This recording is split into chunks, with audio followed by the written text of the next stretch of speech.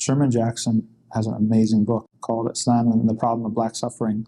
Fantastic book. Even the intro of that book is like worth most of the books on your bookshelf. And in it, he talks about some of the structural differences between Islam and Christianity, especially at the ecclesiastical level, right? So the ecclesiastical level, meaning the polity, the church body. And if you look at these, they represent two different paradigms. Christianity was always a paradigm of totalitarianism, of top-down control, of enforcement. And so since the beginning, basically with the destruction of sort of the Jewish Christianity of the old church and James, etc., once it went Paul and onwards, and all the councils, etc., especially with the conversion of the Romans, it's extremely controlling, extremely top-down, and it's so significant to European history. Like that's their experience, right, with religion. But the problem is that conflation, right? So they take the experience that they had with Christianity and then scale that up to say, well, all religion is like this. Islam is a completely different history. And in fact, the history of Islamic sort of, first of all, we don't have an official clergy. We don't have a centralized system of ulama. It actually was public reason before there was public reason,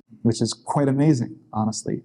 How did fiqh opinions become normative? How did the madahib form? How did even a scholar attain to recognition as a luminary in their field? It was all through public reason, meaning that it was open access. It was informal. It was literally just, when we're talking about meritocracy, like full meritocracy and full social mobility. And if you could do it, you could do it. And you were recognized by your peers and all the other scholars and the masses as that guy's got it. And it was never able to be co-opted by government control. It was always exceeding the authority of the government figures. You have the very, very pinnacle moment of Imam Malik being approached by the Abbasid Caliph to make his madhab standardized and him refusing. Right, such an important moment. And then you have the only inquisition in our history from the Mu'tazila trying to impose it upon Imam Ahmed and the creation of the Quran and him resisting. All four of the fiqh imams spent time in jail, right? It's like this is a very, very different history than the ecclesiastical totalitarianism of Christianity. So that's what it is, honestly. And this is something that I go in more in detail with my paper on perennialism, specifically this conflation that Europeans historically make due to their own experience. They universalize that experience and they basically say, well, this is all religion or human nature, right? When in reality, it was the consequences of sort of the way that the church was set up and particular to that, right? And it wasn't anything that was necessarily beyond that.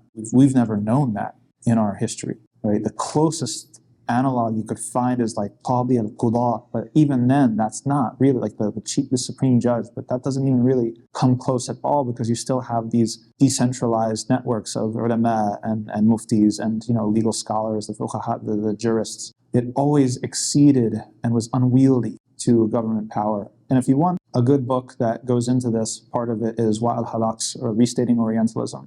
Goes into some of these things in a nice level of detail. It's not the main point of the book, but one or two of the chapters really goes deep into just how independent and how decentralized and how autonomous the scholarly class was throughout Islamic history until basically philosophical liberalism came along and then took over the Muslim countries and their organization.